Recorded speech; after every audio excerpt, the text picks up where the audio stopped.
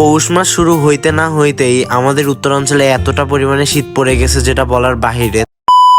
Hello everyone, আসসালামু আলাইকুম। কেমন আছেন আপনারা সবাই? This is me Atif Hasan from Atif Hasan official YouTube channel and Facebook page. আশা করছি আপনারা সবাই অনেক ভালো আছেন। আমিও আলহামদুলিল্লাহ অনেক ভালো আছি।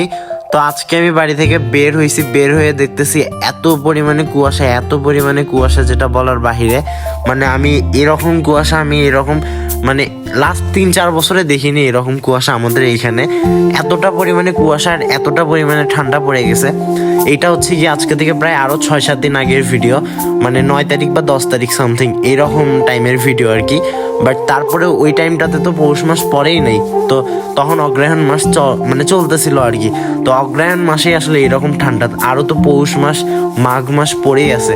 তো এই শীতে আসলে কি হবে আমি নিজেও বুঝতেছিলাম না। আর একটা কথা আমি শুনছিলাম যে বছর বৃষ্টি কম হয় সে বছর নাকি ঠান্ডা প্রচুর পড়ে। এবছর অবশ্য আমাদের উত্তরাঞ্চলে অনেক কম বৃষ্টি হয়েছে, তো হয়তো এর জন্য ঠান্ডাটা বেশি পড়তেছে। তো যাই হোক, ভিডিওতে ব্যাক করা যাক। আমি হচ্ছে কি আমার জিউস আর পরির জন্য ওষুধ কিনতে আসছিলাম। আমার জিউস প্রচুর পরিমাণে অসুস্থ, তো ওর জন্য আমি আসলে বের হয়ে গেছিলাম ওষুধ কেনার জন্য। যাই হোক, এই ঠান্ডার মধ্যে আমার আসতেই হইতো, কারণ মেডিসিনটা নিতে আসছিলাম আর কি। যাই হোক, ফাইনালি মেডিসিনটা নেওয়া শেষ হয়ে গিয়েছে। আর এটা হচ্ছে কি আমাদের এখানকার সব থেকে ভালো একটা ভেটের দোকান। তো তোমরা যারা গাইবন্ধের মধ্যে আসো, তোমরা চাইলে এখান থেকে হচ্ছে গিয়ে নিতে পারো।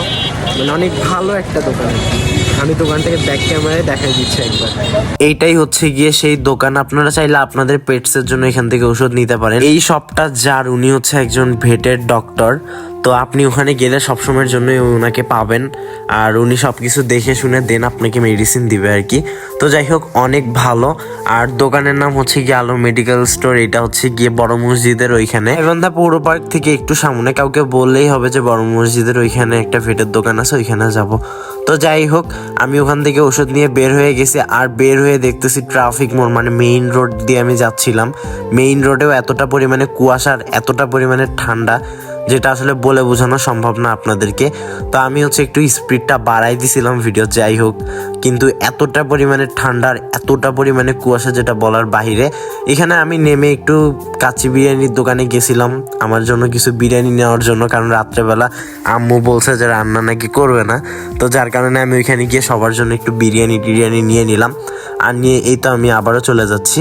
তা আমি হচ্ছে গিয়ে ওই দিন সাইকেলিং করতে যাচ্ছিলাম, মানে কেন যে মনে হইলো, যার কারণে বের হইলাম। সবসময় তো গাড়ি ঘোড়া নিয়ে যাই, বাট হঠাৎ করে আমার কেন জানি মনে হয়েছিল, যার কারণে আমি সাইকেল নিয়ে গেছিলাম আর কি। যাই হোক, আমার তো কাজ শেষ, আমি ওখান থেকে নিয়ে আবার আসতেছিলাম।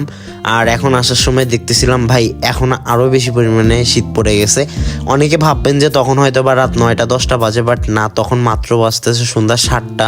মানে ওইভাবে কোনো কিছুই সন্ধ্যা হয়নি, মানে তার একটু আগে মাগরিবের আজান দিছিল আর কি। তো যাই হোক, এই ছিল হচ্ছে গিয়ে আজকের ভিডিওটা কেমন লাগলো অবশ্যই কমেন্ট করে জানাবেন। আর দেখা হচ্ছে নতুন কোনো ভিডিওতে। ভালো থাকবেন সবাই। আল্লাহ হাফেজ, আসসালামু আলাইকুম।